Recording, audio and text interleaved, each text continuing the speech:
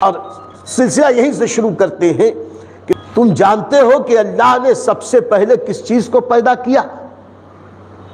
حضرت جابر رضی اللہ تعالیٰ نے کہا یا رسول اللہ، اللہ اور اس کے رسول بہتر جانتے ہیں۔ حضور اکرم صلی اللہ علیہ وسلم نے ارشاد فرمایا اول ما خلق اللہ نوری، سب سے پہلے اللہ نے میرے نور کو پیدا کیا۔ یعنی اس کائنات میں کچھ نہیں تھا، صرف اللہ تھا، اللہ کی ذات، اللہ کی صفات۔ یہ چاند، سورج، ستارے، زمین، آسمان، پہاڑ، مخلوق، جن، بھوت، پریت، انسان، فرشتے، کچھ نہیں تھے، صرف اللہ ہی اللہ۔ لیکن اللہ نے ارادہ کیا کہ مجھ کو کوئی جانے، مجھ کو کوئی پہچانے، تو اللہ نے اپنی معرفت کرانے کا جب ارادہ کیا تو اس نے چاہا کہ کچھ مخلوق پیدا کرو، تو اللہ نے سب سے پہلے اپنے نور سے اپنے محبوب کے نور کو پیدا کیا۔ ظاہر سی بات ہے اس وقت چاند، سورج، ستارے، زمین کچھ نہیں تھے، تو وہ نور کہاں تھا؟ جب مکان ہی نہیں تو کہاں تھا؟ تو اسی منزل کو کہا جاتا ہے لامکان، یعنی ایسی جگہ جہاں مکان نہ ہو، مکانیات نہ ہو۔ یہ اللہ کی قدرت ہے جو ہماری عقل میں نہیں آ سکتی کہ کہاں تھا۔ وہاں تھا جہاں اللہ نے چاہا، جہاں اللہ کی قدرت نے رکھا، اور ایک دو دن نہیں، کتنے زمانے تک اللہ نے اپنے محبوب کو اپنے ساتھ رکھا، اپنے قرب میں رکھا۔ تو کوئی دنیا کی کوئی مشین نہیں ہے جو گن سکے کہ کتنے دن تک تھا، اس لیے کہ اس وقت نہ دن تھا، نہ گھنٹہ تھا، نہ گھڑی تھی۔ دن، رات، صبح، شام، وقت، یہ گھڑی، یہ تو سورج کے نکلنے اور سورج کے چلنے سے متعین ہوتا ہے وقت، اتنے بج کے اتنے منٹ پر۔ سورج بھی نہیں تھا، چاند بھی نہیں تھا، تو یہ وقت ہی نہیں تھا، زمانہ نہیں تھا۔ پھر جب اللہ نے چاہا کہ اب اپنی مخلوقات میں اور اضافہ کرے، تو اللہ نے اپنے محبوب کے نور سے یہ پوری کائنات کو پیدا کیا۔ اس کی پوری تفصیل حضور صلی اللہ علیہ وسلم نے بتائی ہے، اس وقت اس کا موقع نہیں، کہ حضور نے فرمایا کہ میرے نور کو اللہ نے 10 حصے کیے۔ 9 حصے سے اللہ تعالیٰ نے لوح اور قلم بنائے، عرش اور کرسی بنائی، اور پھر ایک حصے سے کو بچایا، پھر اس ایک حصے کو 10 حصے کیے، 10 حصے کے 9 حصے میں یہ بنایا، ایک حصے سے یہ بنایا، وہ بہت تفصیل ہے آقا کریم نے بتائی۔ یوں اللہ نے اپنے محبوب کے نور سے پوری کائنات کو بنایا۔ یہ سارے زمین، آسمان، چاند، سورج، ستارے، جنت، یہ سب کے سب اللہ نے اپنے محبوب کے نور سے بنائے، لیکن ابھی تک اس نور کو ظاہر نہ کیا تھا۔ اور جب اس نور کو ظاہر کرنا ہوا تو اللہ نے اس وقت تک فرشتوں کو پیدا کر چکا تھا، جنات کو پیدا کر چکا تھا، زمین آسمان بن چکے تھے، اور اللہ نے اپنے محبوب کو ظاہر کرنا چاہا تو اللہ نے ارادہ کیا کہ میں ایک ایسی مخلوق بناؤں جو ساری مخلوقات سے افضل، ساری مخلوقات سے افضل۔ تو اللہ نے اس مخلوق کو بنایا، قرآن میں جس کے بارے میں فرمایا لقد کرمنا بنی آدم، ہم نے آدم کی اولاد کو سب سے زیادہ عزت اور کرامت عطا فرمائی۔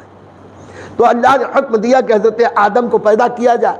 اس کے لیے اللہ نے فرشتوں کے ذریعے زمین سے مٹی لی، مٹی سانی گئی، مٹی لیپی گئی، مٹی کو پانی سے گارا بنایا گیا، اس پہ پانی برسایا گیا۔ جب اس میں خمیر اٹھا، اللہ نے اپنے دست قدرت سے حضرت آدم کے پتلے کو تیار کیا۔ اس کا دست قدرت ہم اپنے سمجھا نہیں سکتے کہ اللہ کا دست قدرت کیا، ہمارے ہاتھ جیسا نہیں ہے، وہ اس کی قدرت ہے۔ اس نے خود فرمایا میں نے اپنے ہاتھوں سے اس کی شان کے لائق جیسے اس کے ہاتھ ہے، ہمارے ہاتھ جیسے نہیں۔ اللہ نے اپنے دست قدرت سے حضرت آدم کا پتلا تیار کیا، وہ مٹی کا پتلا تھا بے جان۔ اب اللہ نے عالم ارواح میں جو روحوں کو پیدا کیا تھا، وہاں سے حضرت آدم کی روح کو طلب کیا اور کہا اے آدم کی روح، تو آدم کے اس پتلے میں داخل ہو جا۔ اب یہ جب روح آدم جسد آدم میں گئی تو گھبرا کے باہر نکل آئی، کہ بار بار جاتی گھبرا کے اندھیرا پاتی، کہاں عالم ارواح کی چمک اور اجالے میں رہنے والی، اور کہاں اس انسانی پنجرے کے اندر قید ہونا، گھبرا کے نکلے۔ تو اللہ نے اپنے محبوب کے نور سے حضرت آدم کی پیشانی اور اندر کو جگمگا دیا۔ جب نور پاک مصطفیٰ سے جسد آدم جگمگایا اور روح آدم اندر داخل ہوئی، اب جب اندر گئی تو یہ نور علی نور کو دیکھا تو وہ مست ہو گئی۔ جیسے ہی مست ہوئی، حضرت آدم کا پتلا مٹی کا پتلا تھا، گوشت پوشت کا انسان بن گیا اللہ کی قدرت سے۔ پھر اللہ تعالیٰ نے حضرت آدم کی پسلی سے حضرت حوا کو پیدا کیا، یہ ہوا وہ ہوا۔ اسی میں آپ نے سنا ہوگا اللہ نے سارے فرشتوں کو حکم دیا، وَإِذْ قُلْنَا لِلْمَلَائِكَةِ اسْجُدُوا لِآدَمَ۔ اللہ نے فرشتوں کا اور حضرت آدم کا امتحان لیا، فرشتہ اس امتحان میں ناکام ہوئے، حضرت آدم علیہ السلام کامیاب ہو گئے۔ اللہ نے جن آدم علیہ السلام کو ساری کائنات کے ہر چیز کا نام سکھا دیا۔ رب نے پوچھا، حضرت آدم علیہ السلام نے فر بتا دیا۔ نتیجہ یہ نکلا کہ حضرت آدم علیہ السلام کی عظمت مسلم ہو گئی، ان کی قیادت، ان کی حکومت، ان کی سیادت مسلم ہوئی، اور اللہ نے حکم دیا کہ اے فرشتوں آدم کو سجدہ کرو۔ اب حضرت سارے فرشتوں نے حضرت آدم کو سجدہ کیا۔ اس سجدے میں بھی ہوا یہ کہ جب سارے فرشتوں نے سجدہ کیا، سب تو جھکے، سب تو سجدے میں گرے، ایک اکڑ گیا۔ جو اکڑا تھا اس کا نام تھا ابلیس۔ وہ کہنے لگا کہ آدم مٹی سے بنے ہیں، میں آگ سے بنا ہوں، میں اونچا ہوں، میں بڑا ہوں۔ فخر کیا، غرور کیا، گھمنڈ کیا، کہا یہ مٹی سے بنے، میں ان کے سامنے کیوں سجدہ کروں؟ یہ چھوٹے ہیں، یہ بات کے بنے ہیں، میں بڑا ہوں۔ وہ یہ بھول بیٹھا کہ چھوٹے بڑے سے کچھ نہیں ہوتا، اللہ کی عطا سے سب کچھ ہوتا ہے۔ اللہ چھوٹے کو عظمت دے دے تو تم کون؟ اللہ کی نافرمانی کی، سارے فرشتے سجدے میں گرے۔ فرشتہ یہ ابلیس کھڑا رہا، پہلے ہی سجدہ کر کے جب فرشتوں نے سر اٹھایا، ابلیس کو دیکھا تو گھبرائے۔ اس لیے گھبرائے کہ ایک سجدہ نہ کرنے کی وجہ سے، اللہ کی نافرمانی کی وجہ سے، نبی کی تعظیم سے انکار کرنے کی وجہ سے اللہ نے ابلیس کے چہرے کو مسخ کر دیا، اس کا چہرہ بگڑ گیا۔ جب اس کے بگڑے ہوئے چہرے کو دیکھا تو فرشتوں کے دل میں خیال آیا کہ اللہ تیرا شکر ہے کہ تیرے فرمان پہ ہم نے سجدہ کیا تو ہماری صورت بگڑنے سے بچ گئی۔ فوراً دوسرا شکر کا سجدہ کیا۔ پہلا سجدہ اللہ کے حکم سے کیا، دوسرا سجدہ خود کر دیا۔ اب جب یہ سجدہ کیا، اللہ کو یہ سجدہ اتنا پسند آیا کہ قیامت تک کے لیے مسلمانوں کو حکم دے دیا کہ تم ہر رکعت میں کھڑے رہو ایک بار، رکوع کرو 2 بار، قعدہ کرو 1 بار، لیکن سجدہ کرو 2 بار، تاکہ ان فرشتوں کی یاد تازہ ہو جائے۔ پتہ چلا آج کوئی پوچھے کہ رکوع 1 بار، رکعت 1 تو سجدہ 2 کیوں؟ تو آپ کو جواب مل گیا کہ یہ فرشتوں کی ادا ہے جسے اللہ نے پسند کیا، اور ساری امت کے مسلمانوں کو، ساری امت کو، سارے مسلمانوں کو اللہ نے 1 رکعت میں 2 سجدے کا حکم دیا۔ اب یہاں جو بات بتانا چاہتا وہ یہ ہے کہ سجدہ عبادت ہے، عبادت تو صرف اللہ کی کرنی چاہیے، لیکن یہاں حضرت آدم کو سجدہ کرایا جا رہا ہے۔ یہاں پہ کوئی بت کو پوجے، بت کے سامنے سر جھکائے، کسی ندی کے سامنے سر جھکائے، درخت کے سامنے سر جھکائے، ہم منع کرتے ہیں، کہتے ہیں کہ یہ کفر ہے، یہ شرک ہے۔ اور فرشتوں نے حضرت آدم کو سجدہ کیا تو اس کو سمجھو۔ بات دراصل یہ ہے کہ سجدہ حضرت آدم کو جو تھا، حقیقت میں اس وقت حضرت آدم کی عبادت کا سجدہ نہیں تھا، یہ تعظیم کا سجدہ تھا۔ سجدہ تو اللہ ہی کو تھا، اور حضرت آدم بمنزلہ قبلہ تھے۔ جیسے آج ہم کعبے کی طرف منہ کر کے نماز پڑھتے ہیں تو کعبہ ہمارا خدا تھوڑے ہے، ہم تو اجتماعیت کے لیے خدا کے حکم پر بطور قبلہ کعبے کو اپنے سامنے رکھتے ہیں، ورنہ کعبہ ہمارا خدا نہیں۔ ہم زمین پہ سر رکھتے ہیں، زمین کو تھوڑی پوج رہے ہیں، بلکہ زمین پہ اپنی ناک رگڑ کر اپنے ذلیل ہونے کا اعتراف اللہ کی بارگاہ میں کرتے.